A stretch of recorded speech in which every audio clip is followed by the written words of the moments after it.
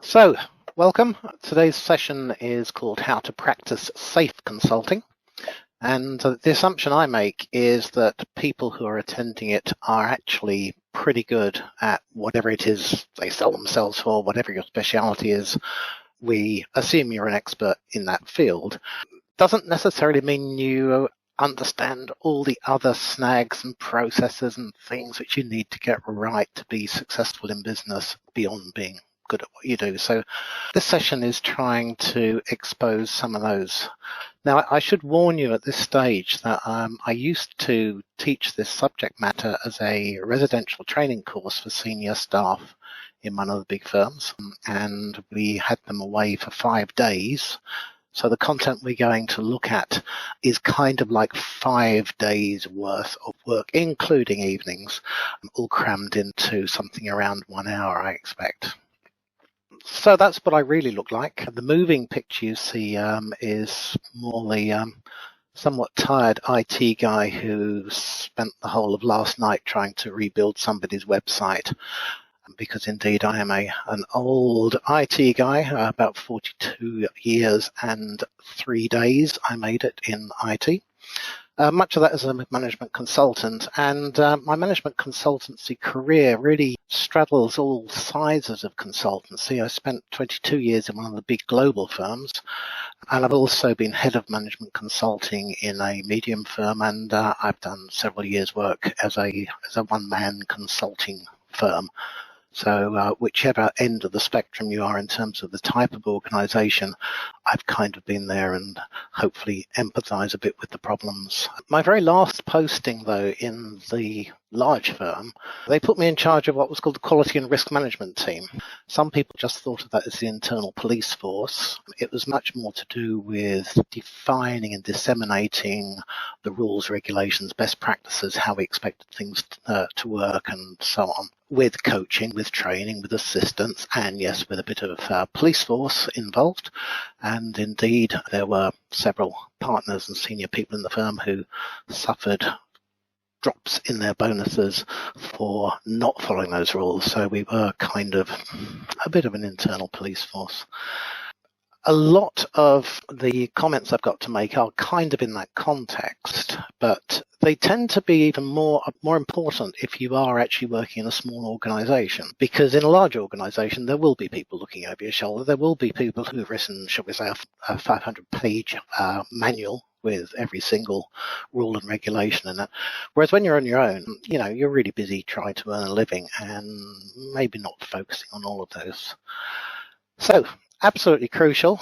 And I'm just going to start with a sort of context setter here, which is whether you personally have the ability to destroy your business, be it small business or be it a big business. And I'm going back into history books a bit with this case study.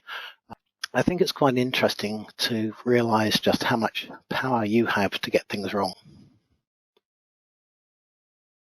You're watching the news on CBS 2. After 72 hours and 10 days worth of deliberations, tonight there's a guilty verdict in the obstruction of justice trial of Chicago-based accounting firm Arthur Andersen. The guilty verdict is the first major victory for prosecutors investigating the collapse of Enron, and it could mean the end of Andersen Accounting, which has already lost scores of clients and has already been forced to throw thousands of workers into the street. Here are the major developments in tonight's top story. A jury found Andersen guilty of obstructing justice, and evidence that an Andersen lawyer tried to doctor a memo about Enron is what prompted them to vote for a conviction. Defense attorneys say they'll appeal the verdict. But company officials today announced Andersen will stop all of its auditing by the end of August.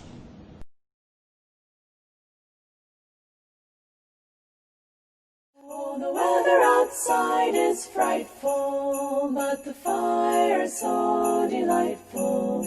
And since we've no place to go, let it snow, let it snow, let it snow.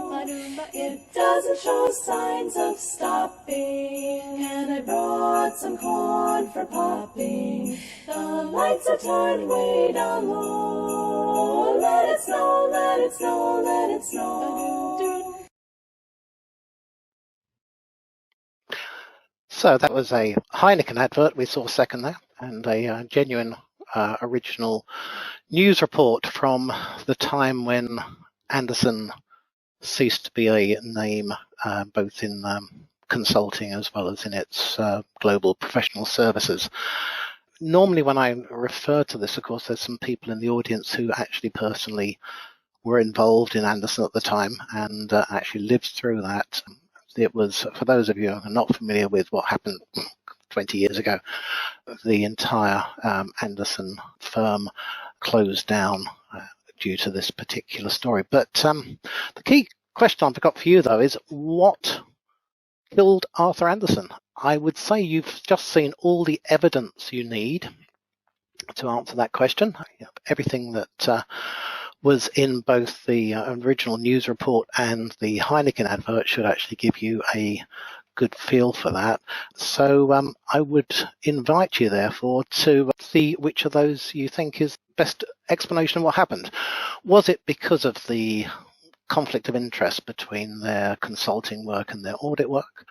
Was it because they failed to support some really outrageous fraudulent reporting of Enron's finances? Was it because somebody in Anderson decided to shred all the evidence? Or was it something else? I'll give you time to vote on that. I can see the scores coming in. Okay, half of you voted so far. Keep going. I'm loving this result that's coming up, by the way. Okay, it's slowing down now, so I guess there's one or two people who are either not interested in expressing an opinion or can't find how to answer the poll. So, the result is 41% think that it was the audit consulting conflict. 29% think it was failing to spot the fraud. 29% think that it was shredding the evidence, and 0% said it was something else, which is a bit of a shame because something else is indeed my answer to that question. Yes, there were some audit and consulting conflicts, and that happened a lot in those days, but that wasn't really the root cause of this situation. I think it is really outrageous, the amount of fraudulent accounting that Enron got away with without their auditors watching it, but that wasn't what the case was about. Actually, they were convicted for trying to hide the evidence, and they did indeed shred the evidence. One person in Anderson made that decision. One person said, let's shred all of the papers. And they were convicted, but they were actually cleared on appeal. What actually killed them as a firm was not really the first three of those. Maybe that was root causes. Their reputation was completely shot. Their clients had all walked. They've gone to find new auditors. They'd gone to find new consultants. The staff had gone. They had no workforce. They had no business. Their business was completely wrecked, even though they'd been cleared, and the entire organization was sold off to other firms. So, yeah, I would absolutely say something else. I can see somebody has now voted for something else. Thank you very much. And it is fascinating that one person who made that decision was really behind the fall of Anderson. And usually at this stage, I ask people whether or not they know what their own firm's document retention policy is. What documents are you supposed to keep? What documents are you supposed not to keep? How long are you supposed to keep things for? What should you shred? And everybody looks baffled and looks at each other when I ask that question, because nobody knows, and nobody even knows that they should know. Nobody seems to know that their firm probably has rules. And certainly in the big firm I worked for, there were very strict rules. For example, you shouldn't hang on to papers which were not finalized because they don't necessarily represent the firm's opinion on something. So if it was some junior consultant who was drafting a document which got radically changed when it was reviewed by the senior management and then the partners and so on, it'd be entirely wrong for that to be drawn out as any kind of evidence, or at least that's kind of what you'd like to say if it was your firm. So there was a very strict rule that you didn't keep papers like that, and a very strict rule that you had absolutely to keep papers which were significant documents. And yes, plenty of rules about that, and nobody knows them. So I'm going to move through kind of life cycle of running a consulting job, the kind of things that you may or may not get right and may need to think about. So starting at the beginning, brief look at the sales process. The first very obvious thing is find some good opportunities. I'm not going to try and spend time today teaching you how to do sales or finding good opportunities. I just always think that the real trick is to find a good opportunity first, and then, you're going to make it a success of it. We seem to spend a lot of our time scrambling around looking at bad opportunities, which is a really bad idea. And what you really need is a process, whether it's kind of just something you do for yourself if you're working on your own, or whether it's a regimented process if you're in a big firm, that makes sure that you are actually making good use of your time. Down the bottom of that list, it mentions deal board. And one of the roles I had was managing the deal board. And we had a rule that said you couldn't bid for work over £1 million unless it went through the deal board, which would have some of the senior partners sitting around the table. And it was a formal process. You had to assess the chances of winning, the chances of making money, all sorts of things which kind of trigger the likelihood of being successful. So, for example, how well do you know the client? How well do you know the client's challenge? What's their track record? Who do they usually like to work with? A lot of factors like that. And put all those together, you make a bid, no bid decision because you don't want to waste your time. And I always found it strange and disappointing the number of people who would spend a huge amount of effort going after opportunities that you're not very likely to win, and if you did, it would be kind of hard to make enough money for it to be worthwhile having gone through that bid process. My favorite example, there was a very large contract which we were bidding for, and there was a team maybe as big as a dozen people working for several months on the bid. And with my quality and risk management hat on, I went to some of the meetings and I asked them whether or not we were going to win it, what vibe they were getting from the client. And they said, oh, the client seems to like us. And I thought, oh, we're going to lose then. If their client did more than just like us, there would have been some much stronger buying signals and really were wasting our time. Yeah, we didn't win. We were actually very good at coming second. I always thought that because we were the kind of people who would invest a lot of time competing, very often our role wasn't so much to be a real contender. It was to kind of legitimize the people who did win that the client wanted all along. And that's the way it works in some organizations. So the moral of that story is think hard and deep about whether or not you're actually doing something worthwhile when you go for an opportunity. And then you win the work. And again, I'm not going to tell you how to win the work, not part of this talk. I'm sure there's plenty of salesy presentations you can go to that tell you all the techniques for winning. I know a man whose advice could be invaluable to you, but he'd be too expensive. Between you and me, how much should I offer him? Well, between you and me, his usual fee is 1,000, but in my estimation, he's worth much more. 2? 3. Right. Who is it? Me. I've been told to offer you £3,000. You've been very well advised. Well, now, what do you advise me to do? First, pay me the money. You have money, haven't you? Of course I have money. Good. Now tell me, what is your advice? Forget all about it, lad. Goodbye. Stop! Well, I do hope you enjoyed that.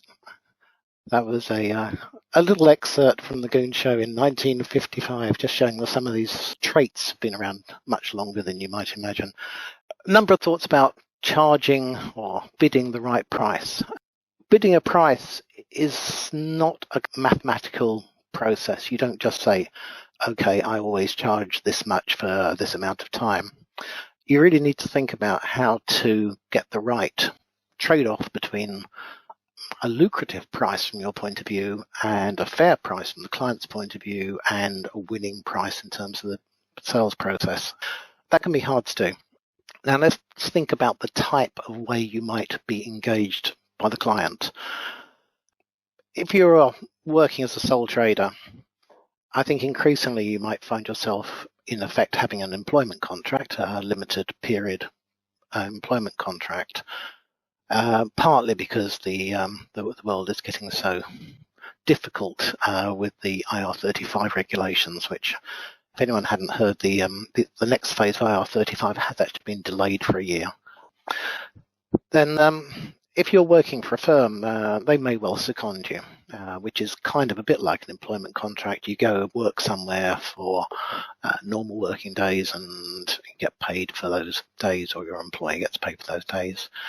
What you're probably more used to, though, is a time and materials contract where you have an hourly rate or a day rate, and you charge for expenses, you charge for your time. Different idea altogether is to have a fixed price. Fixed price can be really good. If you know that you can do something much faster than the client expects, why not bid a fair price for the work, knowing that you can actually do it very fast? Like I did one of those last week. I could do it again in a fraction of the time without breaking any confidentiality rules. I could just kind of redo the same job. So fixed price can be very good from that point of view, as long as you actually get your estimate right. And of course, if it goes the wrong way, you could lose. And then there's capped fees, which is really what you get if you combine time and materials and the fixed price. What you're saying typically is, I'm going to charge you this much a day, but if it goes over this value, then I'm not going to charge you more than that value. So I've got a cap to how much I'll charge you. Now, that sounds really good from the client's point of view. The question is it good from your point of view? Because it's actually the worst of both worlds. If you do the job fast, you don't get any extra money, and if you do it slow, you lose out against time and material. So you need to think about that very carefully. And then finally, there are contingency and success fees, basically charging money on the basis of how successful your work is. Trick there, of course, is to be very, very specific about what the criteria are and how that's going to be assessed. I have seen people actually leave it to the client. Client, you will pay me an extra 50% bonus if you're fully satisfied with my work. It's a great selling point. Whether or not the client has the courage to tell you that they're not going to give you the bonus, well, I don't know. I'd like to see you try. And then just to mention, there are stage payments. A large job, you probably do actually want to get paid a little bit more than waiting till the end of the work. Don't forget to include the expenses you need. Don't forget to say what the deal is on overtime. If you haven't said anything about overtime, you're probably not going to get paid any. Travelling time, if you haven't said anything about that, you're probably not going to get paid for it. Add the VAT on. And from your own point of view and from the firm's point of view, remember you have to price in the income you need to fund your downtime, holidays, pensions, business expenses, training, etc.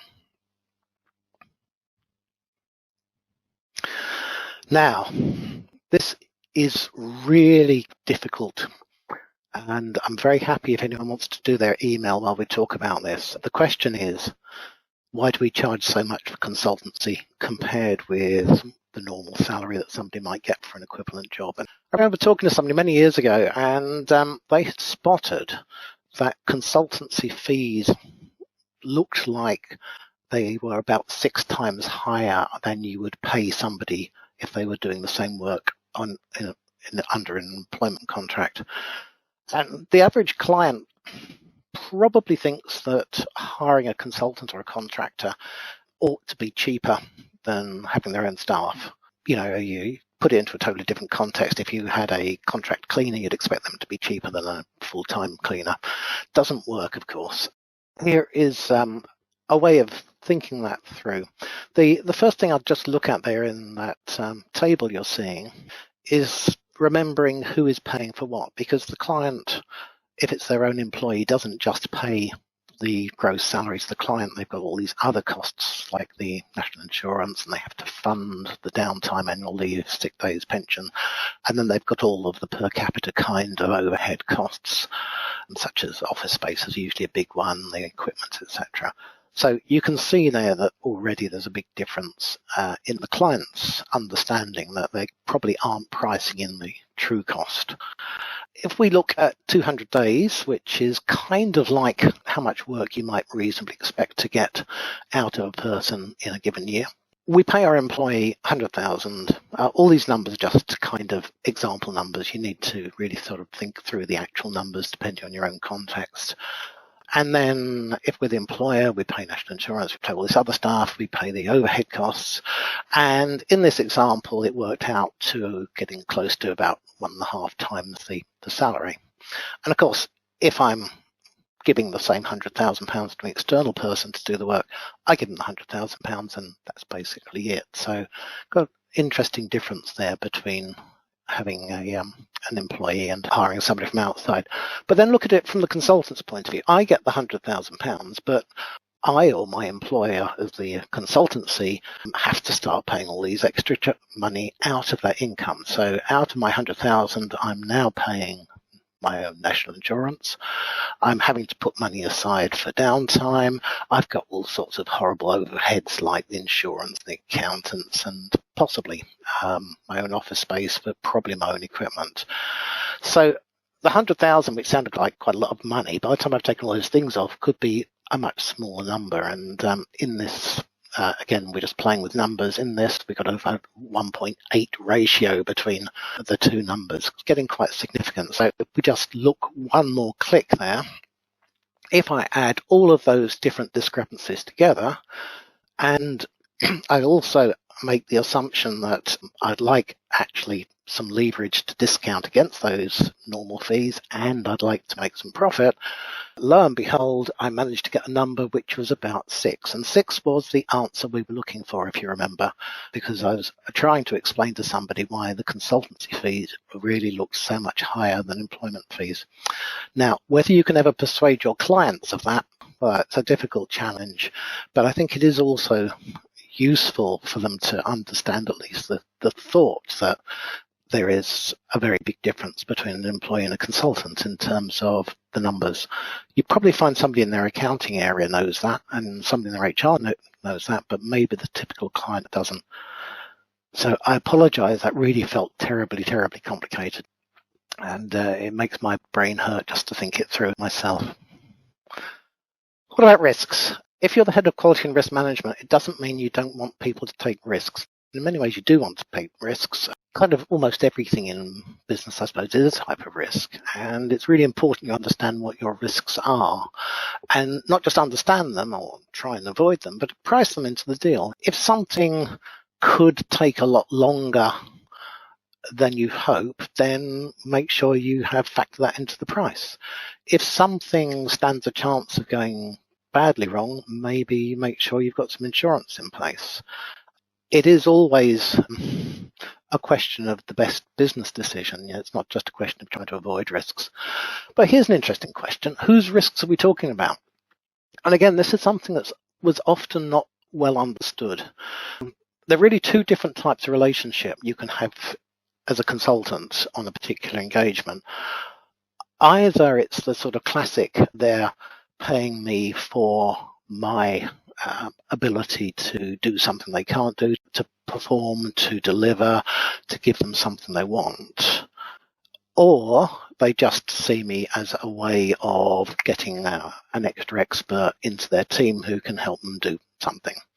So sometimes that's known as services to perform versus services to assist. And it makes a fundamental difference to the way our risk profile looks and the way we manage the job.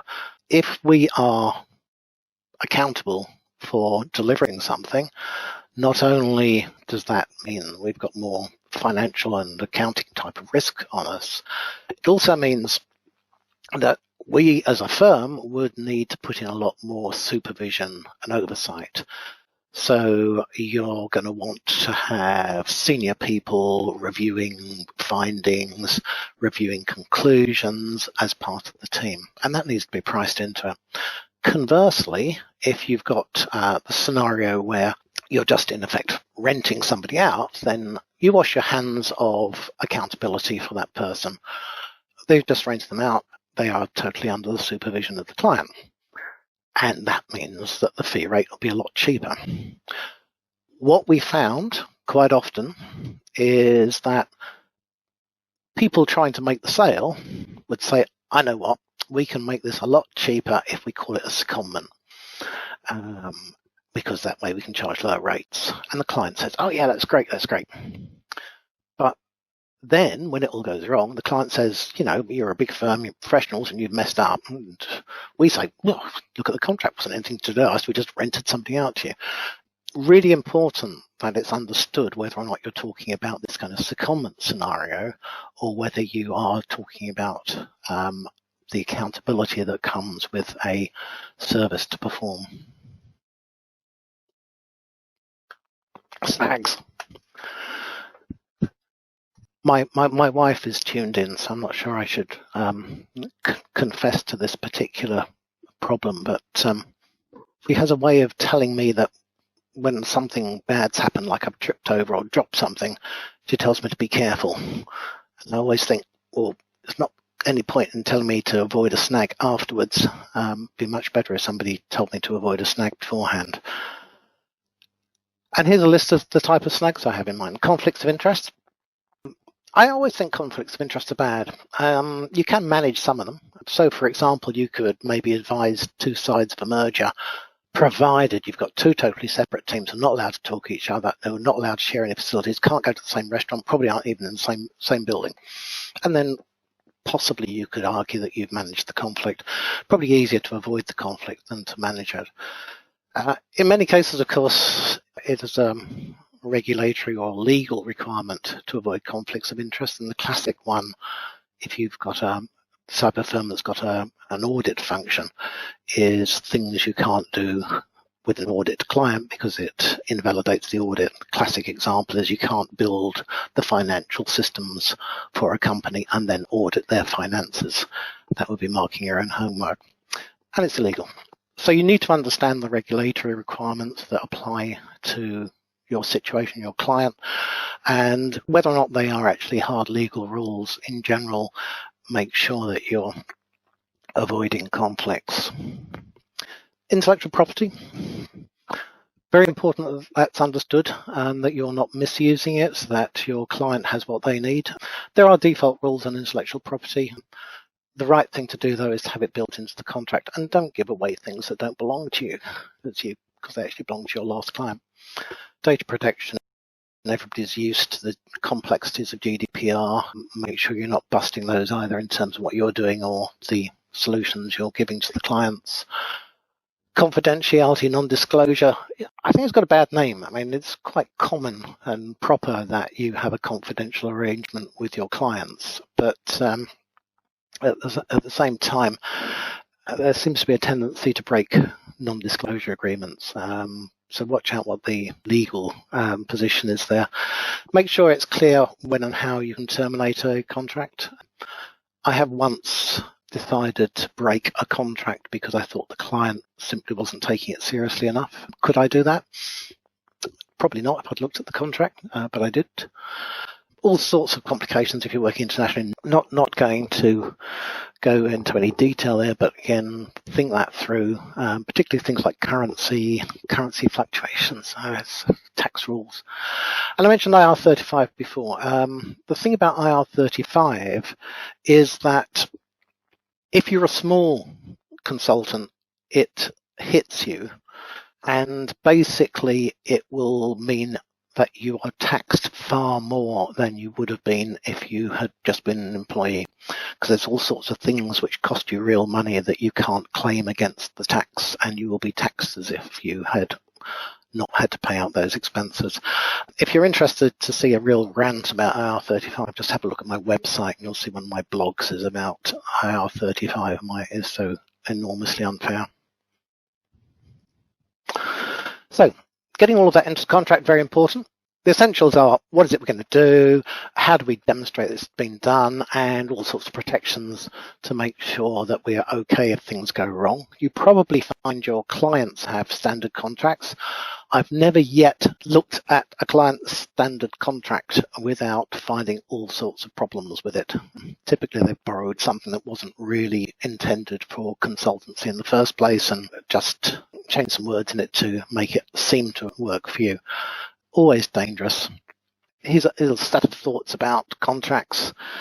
really important that you've got everything in that you need to. Liability limitation, very important. One of the things my team had to do, in fact, was to read through people's contracts, and you nearly always find that they've forgotten stuff like limiting liability. Last contract I worked on individually, apparently I was individually liable for the entire organisation's performance according to the contract until I got that changed. People forget to include the VAT. People forget to put in the expenses. People forget to say whose intellectual property the product will be at the end of the process. So all sorts of things, bake them into the contract. And the last point there, and I've seen this happen many times, make sure it's actually been agreed by somebody who had the authority to do so. A number of times you find some relatively junior manager has agreed a contract with you, and then the organisation says, "Oh, I didn't have the authority to do that." No, we don't do that. We're not going to stick with that. Here's some interestingly problematic words that we try to avoid. They're not necessarily wrong, but you just need to think about exactly what you're saying when you use these in contracts. I mean, highest quality, does that really mean that this will be better than any other solution that the client or the world has ever seen? Unlikely, I'd have thought. Ensure. Are you really going to ensure something happens? Are you going to ensure that your profits increase? Oh, that sounds like a difficult commitment. Best practice. So is really the best that anybody has ever done? Can I show that it's better than anybody? It's unparalleled. I'm not sure that's true. I'm not saying these words are wrong.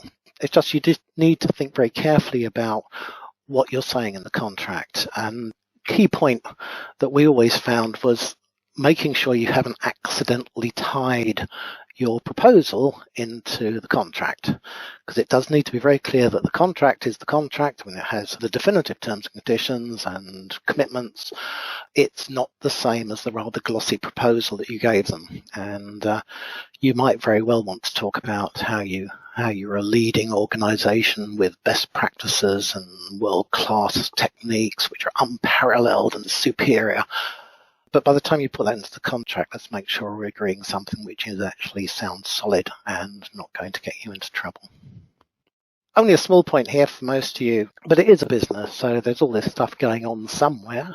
If you're a sole practitioner, you do all of this yourself, and that might take your entire weekend. If you're a large organization, there's all sorts of people who will be doing this for you and almost certainly interfering with your ability to go out there and do your day job. So just a thought there. Your relationship with a client. Good relationship with a client, professional. And I think when I started in IT in the 1970s, we did expect people to get drunk every day. We even did our recruitment in the pub. And if anyone wanted to join the team, they basically have to be able to outdrink us and stay on their feet. But that was the 70s. And it wasn't necessarily wise. It's really important that you have a good client relationship, and having the right attitudes, the right cooperation, collaboration, the friendly, we're there to be your best friends. We're there to help. We're there to honest. We're going to try and help you in the best possible way. Give a good feeling between yourself and the client. Try and see the client. I mean, there's a lot of times now particularly in IT work, where you don't actually get to see the client. It's not a good idea. And kind of related to that is the whole subject of being ethical. I was giving this talk once, and there was a guy who'd recently joined. I think he came in from a car dealership, so he had a very different view on life. And what he said to us was, you guys just don't understand how dirty the world is. You live in this bubble where people are ethical and professional, and you just don't realize how ready people are to bend rules and do things a little bit dodgy and have private deals that weren't really kind of what they should be doing. I kind of believe that's true, although hopefully the work I've always done has been closer towards the ethical professional model. But at the same time, it's hard to see how some of these ethical decisions interact with each other. And here's some interesting look at the conflict between what might be good business ethics and what might be good professional ethics and what might be good personal ethics. So, for example, it might be a good business decision for me to take on a job which in my heart of hearts I know is a waste of money for the client, but they want to pay me a lot of money. They've asked me profusely to do it, and I know one of my competitors will take up the challenge and do the contract if I don't. But I'm thinking, no, you don't need that. Sorry, you're not a big enough business to want me to go out there and install SAP for you. So do I tell them? Do I decline the work so somebody else gets it? Or do I say, yeah, I'll take the money? Conflict between business and professional ethics. And I always loved the one about Granny's funeral. The future of your firm is dependent on you winning this sales pitch. But are you going to miss the sales pitch and go to your granny's funeral? Sometimes it would be nice to have a poll on this, but I don't. So you just have to imagine whether you're putting your hand up. And most people do actually think they would go to the funeral, which sounds fair until I point out that you haven't actually seen your granny for the last 20 years and she lives in South Africa. So maybe you don't want to go to it. So these things are never black and white. In your own space, you don't have to do this online. I just want you to put your hand up and rub your nose if you ever cheat on your timesheet. I bet your noses are itching now, aren't they? Yes, I think there's a lot of interesting flexibility with timesheets. What about your outside life conflicting with your professional life? Like, can I really be a serious management consultant advising government on its policy and also be out on the streets campaigning with Extinction Rebellion? Difficult. These things are difficult. They're not obvious. The bottom right one there was a real case. We had someone who was in a senior position and had found themselves in one of those really dodgy tax avoidance schemes and actually asked for advice on what to do about it. And the obvious advice was, don't do it. Then over the left, you've got the kind of things which we always hear our competitors do, but we don't do ourselves, like bidding for a job and then actually putting a cheaper team in to do the work instead of the one we said in the proposal. Or maybe we deliberately put in a low estimate because we know we can find excuses to bump up the fees. Anybody out there do that? Itchy noses as well then. Final word on this, I think, from one of our favourite cartoon consultants, Dogbert. I like to con people, and I like to insult people. If you combine con and insult, you get consult. So, similar theme again. Stuff that you or your team, your co-workers can do that will really sorely embarrass you in your relationship with the client. Inappropriate banter. Things you might put on social media, just differences of style or belief about what humour is and what you can say and whether it's disrespectful, particularly if you're forgetting to recognise the need for appropriate diversity and respect. You could be bullying in your nature and maybe not being as confidential and maybe losing some of their data. I did have some really juicy real examples prepared because originally we were going to have this in the privacy of the BCS headquarters, but now we're broadcasting on the internet. I decided to make all of these examples just sort of illustrative and not the real ones. Just running through them, it's amazing how much confidentiality is breached if you go hunting on LinkedIn, because I've signed a contract. It says we will keep our work entirely confidential. Nobody will know what we're doing. And then if you look on LinkedIn, you find that 2 or 3 of your team members have said something like, oh, we're going to close some branches at whatever organization. Facebook's a good one. People love to spill out how bad their life or how good their life is. So you can find all sorts of inappropriate things your employees are saying on Facebook. And there's a really classic example we had where somebody was saying something rather bad about their client, and the client noticed it was one of our team members. And what really went wrong wasn't that, it was that the team member's boss was the one who went on Facebook and said how dangerous Facebook is because I had this person working for me and they said this on Facebook. That person got disciplined for having inappropriately revealed that to the outside world. Twitter's a great one. I think I've just broken that Twitter example, having told you that I spent all last night trying to fix someone's website. Instagram, great pictures, can be embarrassing. The email, the actual real version of that email is much, much worse than that example. It was really quite obscene comments about the client CEO. And yes, the client CEO discovered that we had someone saying those things about them. The YouTube one's interesting. You don't often think of this, but it's not just a question of you or your team members. Very often it's family members.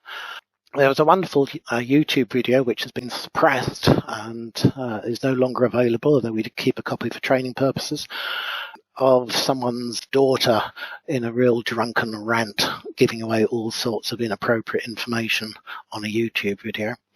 The train is a classic one, overheard on the train. My favourite example, a bit like that, is sitting in someone's reception area when a rival bidder's team arrived, sat down and discussed their entire pitch just next to me so I could hear every word about what the competitors were doing. Text, plenty of opportunity to get that wrong. The last two, though, seems very common. The number of laptops that go missing in pubs when you're all out for a pub night, ridiculous. Data breaches, nothing upsets the clients more than knowing that all of their finances have just been exposed to the outside world because you lost your PC.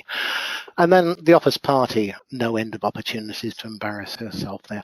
So this is all the kind of stuff that you need to get right, and you need your team to get right, and you need to think about, and you have to have a good approach to keeping a clean bill of health. And we don't want you to go to jail. It's very easy to go to jail. Lots of laws which affect the way you're doing your work and your liability. Up the top there, the need to know who your client is and the need to avoid money laundering. And the key thing about that, I think, is we're not saying you have to not have any money laundering happening. What you have to do is to demonstrate that you have robust procedures which check who your client is and check that they are unlikely to be doing money laundering. So it's not that it's happened, it's whether your processes are up to it.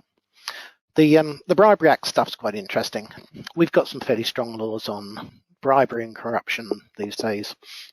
On the face value, it's hard to be sure whether or not you're committing an offence. And I think if you look at the case law, you'll see that typically there have been just only quite outrageous cases where people have been prosecuted. But how big is a bribe? Can I just buy someone a coffee, or is that an inducement? I worked for a long time with Director General in the public sector, and he wouldn't let me buy him a coffee because he thought that might look like he was being partial and accepting gratuities, etc. And we're talking about a cup of coffee, and he's a Director General on a lot of money. So that was maybe the extreme. The trick of the approach to this really is the organisation needs to have defined acceptable policies. So if there is a statement of policies about things like entertaining clients, etc., and you stick to those, then it'd be a very tough job for somebody to actually say that it was illegal.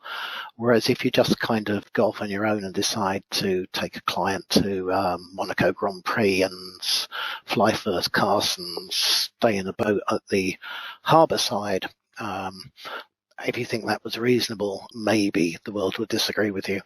And I can assure you, everybody in my firm thought it was very unreasonable when one of my friends did that, partly because we weren't invited, I think.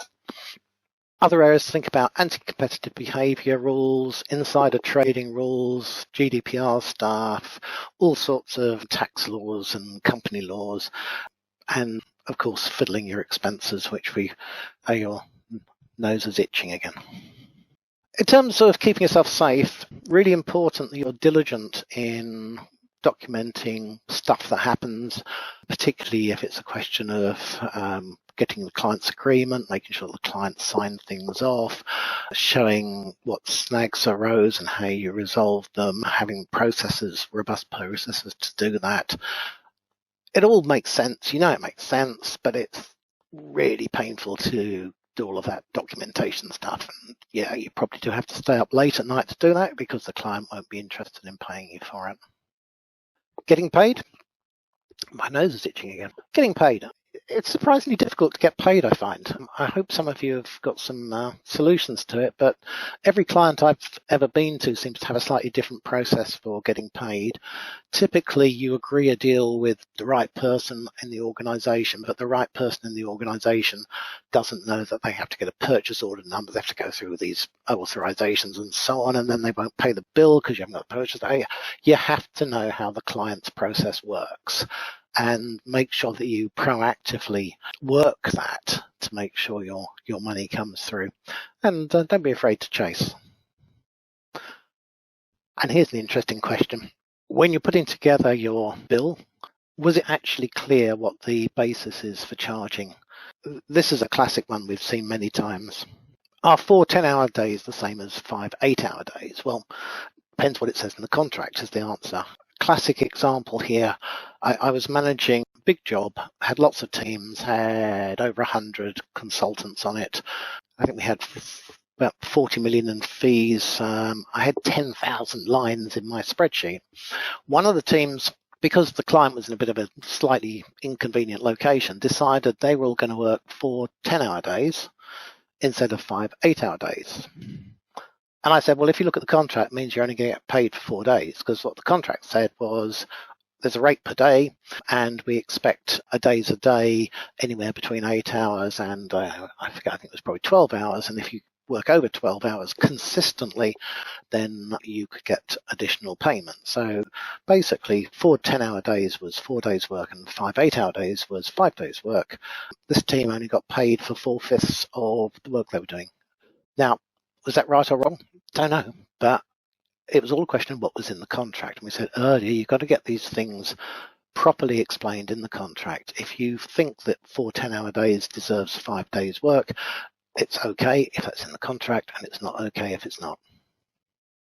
I didn't particularly want to talk through all of these, and you'll probably get the chance to come back to them if you look at the recording, or hopefully we'll be able to make the hard copy of the slides available through the website. These are just sort of questions to ask yourself, and they're based on the things we've been talking about. Getting these things right is the kind of stuff that will help you become rich, profitable, famous. Getting them wrong is the kind of thing that people do because they're focused on doing their day job and not how to make a profit out of it. And before you leave that job, let's make sure we've agreed a good reference and case study. We've got a way of keeping those good relationships going, so hopefully there'll be some more work. Maybe planning and post-implementation review is a good excuse to go back and talk to them and see if we can get some more work. Very common in consulting firms I've been in that consultants are shipped out of a client the moment the work is finished, and you just never actually find time to do this tidying up work. And part of that is to make sure that you, both as an individual and as an organization, are learning lessons, retaining knowledges, and provided it's not a question of stealing somebody else's IP, you're storing away those materials to reuse next time. So we are, I think, ready for any questions and answers. So I would absolutely encourage people to throw in some more questions if they're interested. I have another comment on the topic when you were commenting about if whether buying a coffee or not can be seen as a bribe. And right now I heard from Joan that in a lot of companies now they don't even let you buy to their colleagues a coffee. Yeah. And I would be very surprised if anybody would ever be prosecuted for buying a coffee. But, you know, rules are rules and you're playing it safe. So, yeah, the idea of sort of having a business meeting, having a lunch, having a dinner doesn't strike most people as wrong. But you will find some very different attitudes about that. And in particular, the public sector are very nervous about that kind of thing. Whereas I think some of the commercial sectors are much more used to the idea that you go out and have a meal with your client and so on. One solution, of course, is to make sure that you're splitting the bill. if the two people going out for dinner together pay half each, then it's a good way of making it not look like it's some kind of bribe. When you look at the case law, actual cases where people have actually been prosecuted, they all tend to be really kind of outrageous examples where something really was dodgy. It wasn't just a question of inappropriate, it's kind of people playing tricks and reclassifying business expenses in a way which should allow you to give a backhander to somebody. I don't have an answer for this, but one of the biggest questions that used to come up all the time was how you deal with people from other countries where the practices are different. And there are countries that have very different attitudes to the appropriateness of paying fees to individuals to help things happen, which isn't necessarily seen as something which is wrong or illegal in certainly some cultures. The problem for us is that the Bribery Act applies to us wherever we are in the world and whoever we're working with. So just because it might be common practice in a different country that you're working in to provide facilitation fees to individuals doesn't make it legal in this country. And I think you will find examples where people have got themselves into trouble over that. Being invited to the client's Christmas party. John Hanson's just put on the list there. Well, a couple of things to say there. One is you're probably unlikely to get prosecuted, or they're unlikely to get prosecuted for that. But the taxman gets very upset about that. There are very strict rules about how much benefit you can get by being entertained at Christmas parties before it becomes a taxable benefit. And if you don't declare it as a taxable benefit, then you're obviously fraudulent in your tax return. So yes, you need to watch out for that. You also need to watch out for how much money, therefore, you're spending on your own staff at Christmas parties. And if there's a tax implication, then somebody needs to work out how to deal with that. Any more questions? Yeah, that's Alana there is asking about accepting gifts, either giving gifts or accepting gifts. I think you'll find that it doesn't matter whether we're talking about being the giver or the taker. If it's reasonable, you're okay, and if it's unreasonable, you're not. And again, the best answer to that is for your organization to have published policies on what gifts you're allowed to accept or give. And if you're keeping yourself within your declared policy, then the investigators would have to come after your company's policy rather than you as an individual. In terms of what that level should be, though, it's kind of hard to say. I think anything which actually feels like it's of genuine value, to me, feels a bit suspicious. So, I mean, if you lent me a cheap plastic pen because I hadn't brought one to the meeting, then that wouldn't be a problem. If you give me a gold-plated presentation pen, then I suspect that would be dodgy.